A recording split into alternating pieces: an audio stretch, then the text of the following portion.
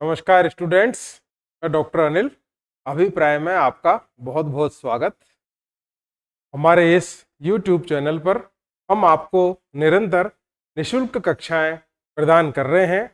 जो भी आरपीएससी या आरएसएसएमबी की परीक्षाएं हैं उससे संबंधित इंग्लिश विषय, भूगोल विषय, इतिहास, गणित विषय इत्यादि की निशुल्क कक्षाएं हमारे इस चैनल पर आपको लगातार प्रदान की जा रही है।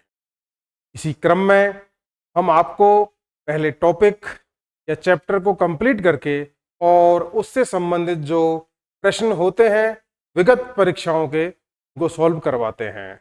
आशा है कि आप भी हमारे साथ निरंतर चल रहे होंगे, लाभान्वित हो रहे होंगे और आपका यही सहयोग हमेशा सदैव बना रहना चाहिए। आज हम राजस्थान की मृदाओं से संबंधित चैप्टर को ले रहे हैं। राजस्थान में जो मिट्टियां पाई जाती हैं, प्राप्त होती हैं, उनकी चर्चा आज हम इसमें करेंगे। स्टेप बाय स्टेप इसको समझें। तो मृदा भूपृष्ठ पर अर्थात धरातल पर मिलने वाले असंगठित पदार्थों की वह ऊपरी परत है जो मूल चट्टानों व वनस्पति के योग से बनती है। मिट्टी के बनने की प्रक्रिया बहुत दीर्घकालीन होती है। आज हम जो ये अगर ऐसे अपनी हथेली में जो रेत उठाएं तो आपको जानना आवश्यक है उसको बनने में हजारों लाखों वर्ष लगे हैं, क्योंकि जब का चट्टानों का विखंडन होता है तो विखंडन होने के पश्चात जब वो छोटे छोटे कणों में बदलती है तो ये जो निरंतर चलने वाली दीर्घकालीन प्रक्रिया है कई वर्षों तक, हजारों लाखों वर्षों तक, उसकी वजह से फिर वो मिट्टी या रेत तैयार होती है। क्योंकि इसके निर्माण में उच्चावच, जलवायु, मूल चट्टान, मूल पदार्थ, प्राकृतिक वनस्पति, समय आदि कारकों का प्रभाव पड़ता है। उच्चावच किस प्रकार का है? क्षेत्र की चट्टानें मृदु हैं, कोमल हैं या हार्ड है, इस पर निर्भर करता है। जलवायु, शीत है, ग्रीष्म में वर्षा अधिक होती है, ये भी प्रभाव डालती है वहां की स्थानीय जलवायु। मूल चट्टान, मूल पदार्थ, वनस्पति और समय, उसका ड्यूरेशन कितना है बनने का, ये सब चीजें किससे संबंधित है? रेत के या मिट्टी के बनने से, उसके निर्माण।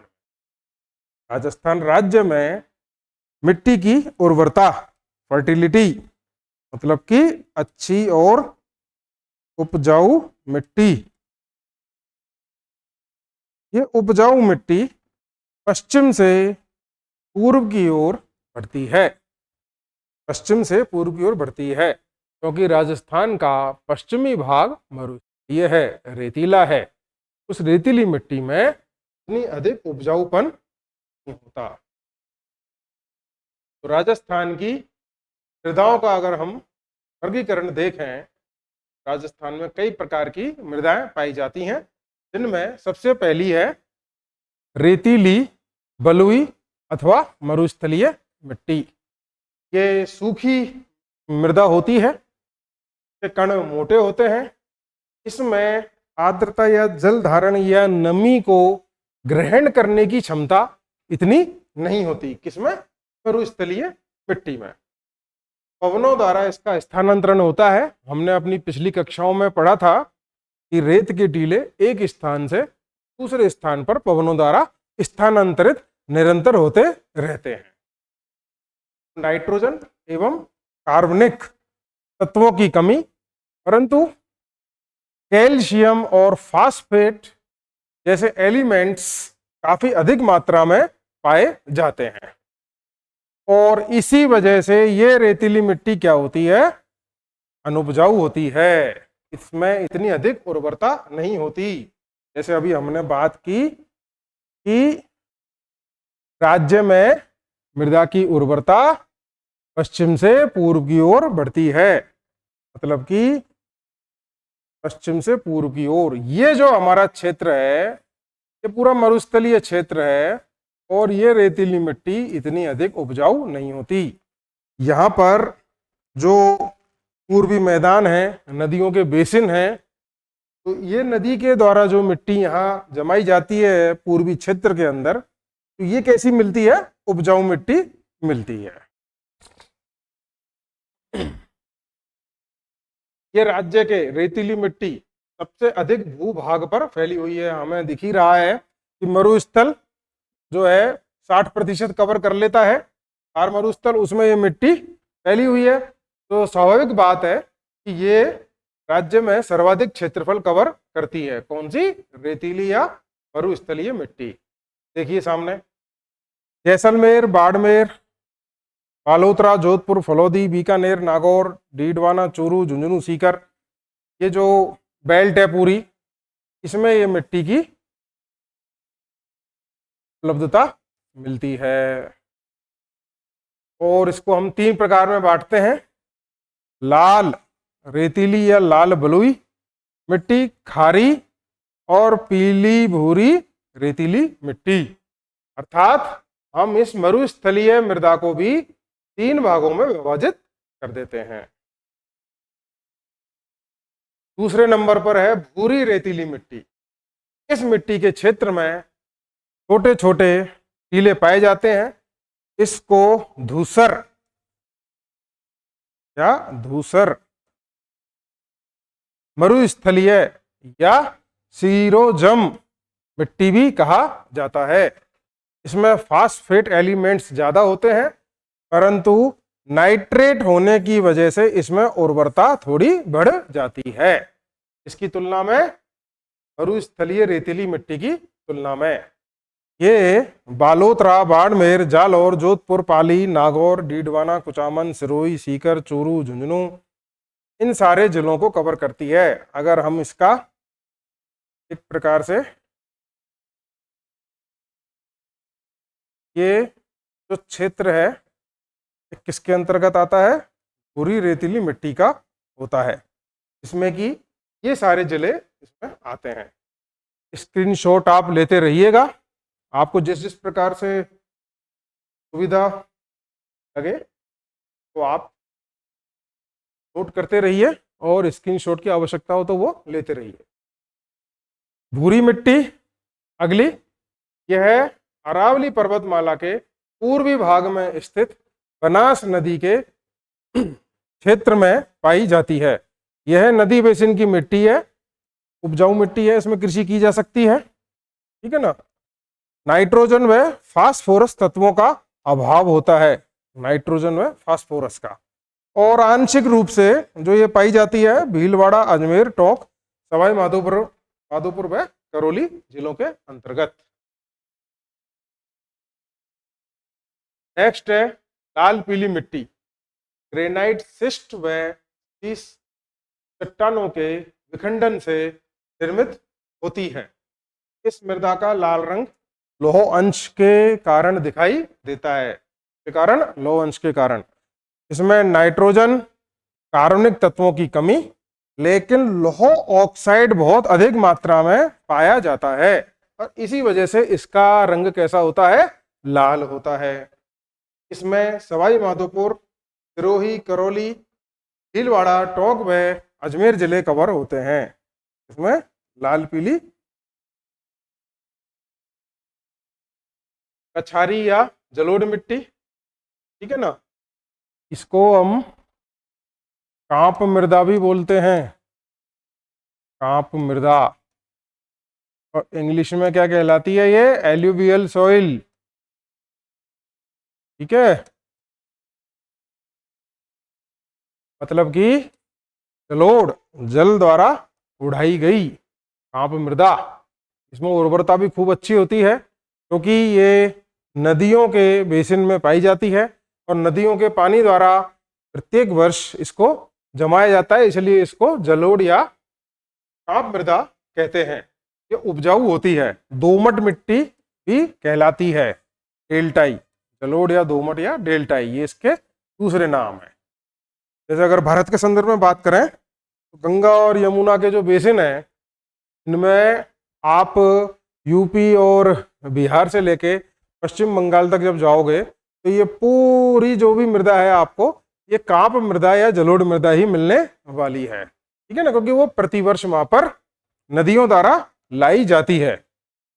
इसमें चूना, फास्फोरस, ह्यूमस की कमी होती है पोटाश और नाइट्रोजन की पर्याप्त मात्रा होती है, इसीलिए ये सर्वाधिक उपजाऊ मिट्टी होती है। क्योंकि प्रतिवर्ष जो मृदा का नवीनीकरण होता रहता है, जब नदी उसको जमाती है तो मिट्टी भी क्या हो रही है, उपजाऊ बन रही है, क्योंकि उसका क्या हो रहा है, नवीनीकरण हो रहा है प्रतिवर्ष, नदियों द्वारा बहाकर लाई हुई मिट्टी।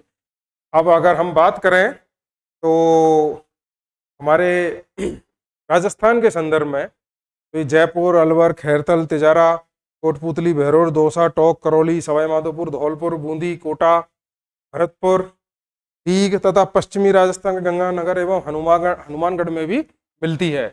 थोड़ी बहुत तो ये यहाँ भी मिलती है गंगानगर और हनुमानगढ़ में, ठीक है ना।